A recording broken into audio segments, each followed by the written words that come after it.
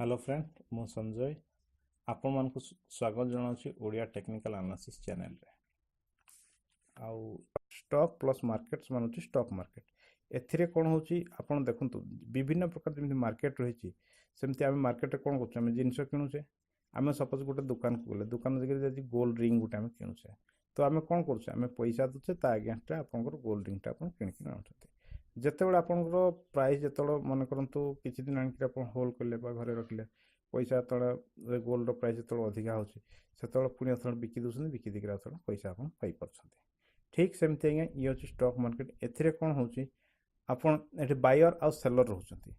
Buyer गोटे price गोटे किनिया पय चाहूची आ गोटे सेलर गोटे प्राइस बिकिया पय चाहूची का माध्यम रे होची एक्सचेंज माध्यम रे बायर का पाखरु किनुची या सेलर काहकु बिकुची एटा बायर सेलर कहि जानती एटा केवल ता भितर इंटरमीडिएट करूची बा ता भितर पार्टिसिपेट करूची सी होची एक्सचेंज एक्सचेंज से सब प्रोडक्ट को बायर को सेलर ठु पहुंचे दिए गुड्स पहुंचे दिए आ सिमिलरली पाखर गुड्स पहुंचे दिए बायर टू पैसा सेलर पाखु पहुंचे दिए ता एक्सचेंज रो काम होची सेटा तेणुक इंडिया रे जो बीएससी रही एनएससी रही जो एक्सचेंज रोचंती बा एमसीएक्स रोचंती ए सब एक्सचेंज माने कोन करचंती आमर सब इक्विटी डेरिवेटिव कमोडिटी ए सब ट्रेडिंग होची ताहले ए सब आमर ट्रेडिंग होची तो एक्सचेंज रे आमर जो इंडिया रे एक्सचेंज रही एक्सचेंज रे विभिन्न प्रकार इंस्ट्रूमेंट सब ट्रेडिंग होची all type of financial asset Jat type of financial product होची से सब प्रोडक्ट आमर एक्सचेंज रे सेल होची बायर सेलर आमने सामने सेल बाय सेल होची तो कौन कौन इतरे सेल बाय होची आमर एक्सचेंज रे ट्रेडिंग होची इक्विटी डेरिवेटिव तापरे करेंसी कमोडिटी तापरे आपनकर ईटीएफ बॉन्ड ए सब जिनस आपन ट्रेडिंग होची मार्केट रे यही सब जो ट्रेडिंग होची मार्केट रे तो से आपनकर केवल इंटरमीडिएट करछि कि एक्सचेंज बायर टू सेलर पर्यंत सेलर टू बायर पर्यंत ट्रांजैक्शन जति सब ट्रांजैक्शन होची एक्सचेंज माध्यम रे होची आ एटा होची लीगली वाल लोयल रे ए टाइप रो ट्रांजैक्शन हुए तो वर्तमान आपन सहित डिस्कस करियर अछि जे इक्विटी कोन आ इक्विटी केमति हुए इक्विटी देखंतु इक्विटी होची हम जो ट्रेडिंग होची एक्सचेंज जो सब ट्रेडिंग होची एटा होची सेकेंडरी मार्केट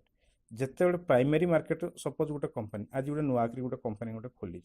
या गोटे पुराना गोटे कंपनी अच्छी आ से कंपनी किसी फंड राइज करने चाहूँगी मार्केट रो तो मार्केट रो केमती फंड राइज करिवो देखुन सपोज गोटे कंपनी रो मार्केट वैल्यूएशन होची 100 करोड़ प्रमोट सबू तो 100 करोड़ जाक सी होची प्रमोटर पैसा नुह से बैंक रु से किसी लोन आनी सी अन्य अकाउंट रु किसी आनी आ प्रमोटर किसी रही सपोज सी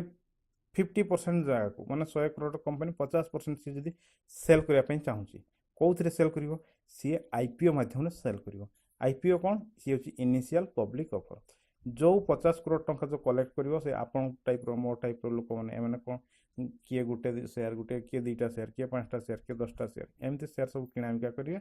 आउ से सब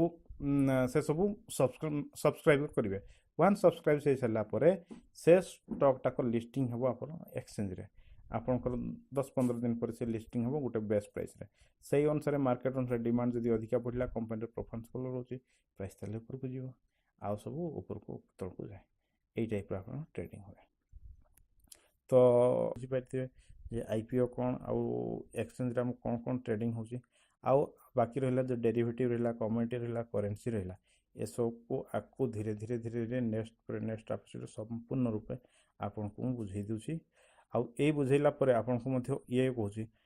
आपनकर टेक्निकल एनालिसिस जो टाइप रोचे फंडामेंटल एनालिसिस केमती रोचे आउ आपनकर चार्ट रीडिंग केमती करिवे प्राइस रीडिंग केमती करिवे प्राइस बिहेवियर को केमती करिवे ए सब को आकु मु आपन को टीचिंग दउची होप आज वीडियो आपको निश्चित भल लगी जदि आपको भल लगी निश्चित लाइक करने के भूलिए सब्सक्राइब करने भूलिए रही।